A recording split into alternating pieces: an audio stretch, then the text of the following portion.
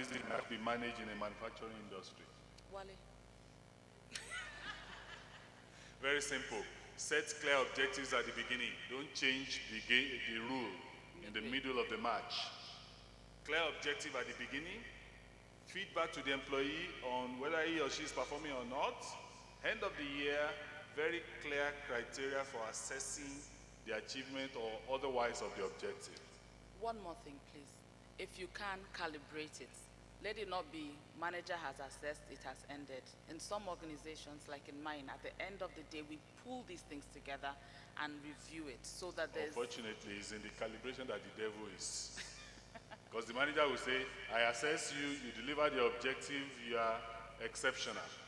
And then he will say he went for calibration exercise and came back. And they said, not him or her, they said, you are not exceptional anymore. And then you have, but like she said, in some organizations it works very well. But what I have learned is, in many organizations, the challenge is the line manager will exonerate himself or herself and say, I rated you well, but they calibrated it and said, you do not rate as well. How do you navigate as a professional HR manager in an unprofessional business environment? What are you doing there?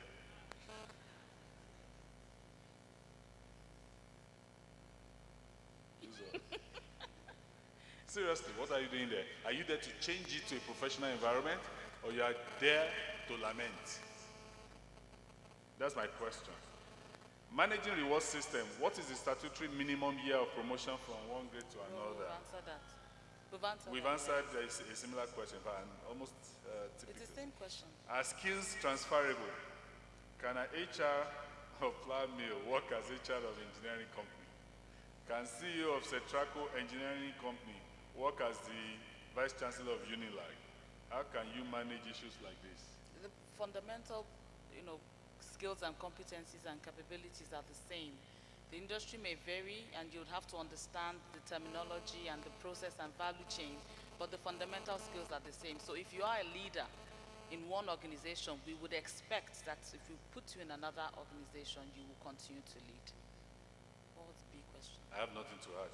Please, how do we get top management buy-in into our policies and accept them to be effective in an organization?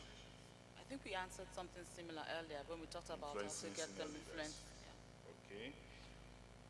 How do you handle adopting mothers in terms of maternity leave? Will you allow them 3 months maternity leave as well as considering that they didn't carry the babies for 9 months? You've answered your own question. The question is this: what is the reason why you grant 3 months for a pregnant woman? It's so that she could have time of bonding, nurturing. Time of delivery. So for a pregnant woman, she will go through the time of confinement. That's stage 1. Stage 2, after delivery, bonding. For the unpregnant woman that adopts, she doesn't go through time of confinement, but she also will go through bonding. So once you can define how much time you are allocating to those 2 phases, then you can decide what is appropriate for a woman that doesn't have to go through confinement. The other thing is the time given for breastfeeding. For the non-pregnant woman, if she's not breastfeeding, you don't need to give the time for breastfeeding. Does she breastfeed as well? Okay, time to change the diaper. Okay, to give milk, powdered milk. Sorry. Okay, Uzo can answer that question. I'm not a woman. I think the first part were very clear that, whatever time we're given in terms of maternity leave, typically 12 to 16 weeks across Nigeria 6 now. 6 months. Where? It's 12 to 16 weeks. It's really about nurturing that child and then bonding where necessary. Now, the other part around nursing time, it's 1 hour. So it's subjective. Let's be very, very clear. If you're able to negotiate that, discuss it with your team, and they find it acceptable, then you can do it. the men will kick back, they will push back, but I think for all the women in the room, I speak for all of us now, we do understand what that extra 1 hour does in the lives of our children. All right. We agree on the one now. The last question. Why is it that in most private companies, it is difficult for the HR department to function effectively due to the owner's authority and influence in this practice? Sorry? Why is it difficult in private companies, maybe one-man businesses, for HR to function effectively due to the owner's authority? It's the owner now. I think there's two things here. Yes, you would always have the issue of it is my business, it is my money, but the job of the HR professional as a business leader is to show where the effects and implications are of not going into proper HR practices. At the end of the day, the owner of the business will make the decisions, but he needs to be informed of what the impact and implication of these decisions may be. If he doesn't, like Wale will say, what are you doing there? You may bide your time until you find something else if you can't influence the situation, and then move on. That's my view. The truth is that, whether we like it or not, the owner of the business, before he brought us in, was the HR manager. So he or she is comparing notes. Every time you try to introduce a welfare item, which is an investment, he sees it as you are spending more than I did when I was managing that office myself. The onus is on you to show him and convince him that there will be tremendous return on that investment. They are not, I'm not saying they are all angels, but some of them are really good. It takes just one or two initiatives that are successful for you to earn the respect of the owner and for you to have some authority with him or her. I'm not speaking on theory, I'm speaking from practical experience of people that are very close to me that share their experiences and their journey in their practice with me. Some of them originally frustrated, but they managed to get the owners to be on their side. So you just have to make sure that you have one or two low-hanging fruits that gets results. Then the owner will worship you. Otherwise, what are you doing there? Thank you very much. Uzo, any other thing? Well, thank you. Uzo does not want to say any other thing after that maternity contribution. I think just thank you. I think they were all great questions and things that we'll continue to discuss in and amongst ourselves until we get to the place where we really believe HR practice should be in Nigeria. Thank you. Please put your hands together for them. You may remain seated. You can still sit down where you are. Thank you. Just sit down for a while. Did we enjoy that presentation? Okay. Two companies where their staffs are well motivated, not because of the huge pay, but because of the quality of persons in their HR, Coca-Cola Nigeria and the flour mills. Please clap for them some more.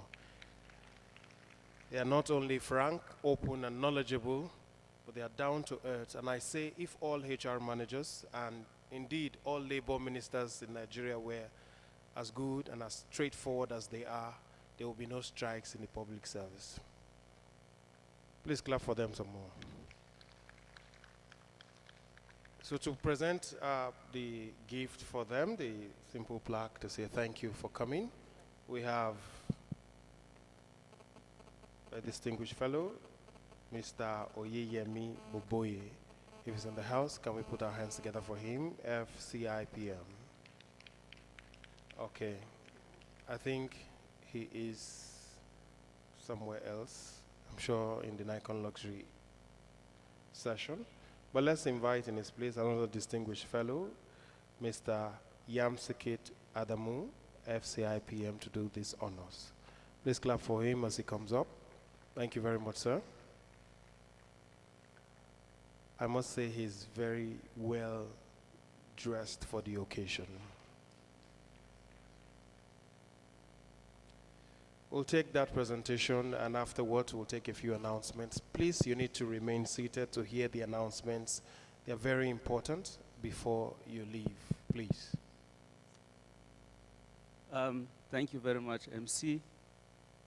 All protocols observed, my colleagues. I wish to, on behalf of CIPM, thank these two people, distinguished gentleman and a lady.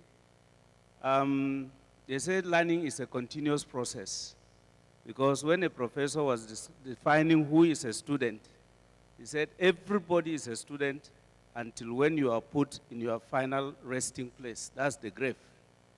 As a fellow of the Institute, I have discovered that I have learned a lot, and I want to disclose the question that I asked as a fellow. I was the one that asked the question on external influence on a human resource manager. And the way they handled the question, I'm sure maybe along the career, especially for the younger Uzo, if she will leave the private sector and join the public service like I did. I've been a banker before going back to the public service, and I know the difference. And they handled the question very well. And it boils down to what the other lecturer said on leadership, courage and leadership qualities. You can all overcome any influence that you face in the challenges of your job. On this note, I would want to start with the lady first, Uzo. On behalf of the Chartered Institute of Personnel Management and all members of the Institute, of which I think you are one of them, I present this token or the plaque to you as a mark of appreciation for your contribution to the growth of the Institute and for your contribution to this particular conference. Thank you.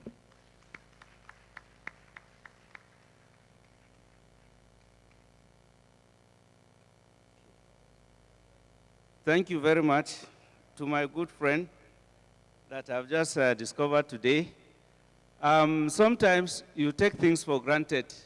You say, I have a PhD in human resources. This man is a mechanical engineer.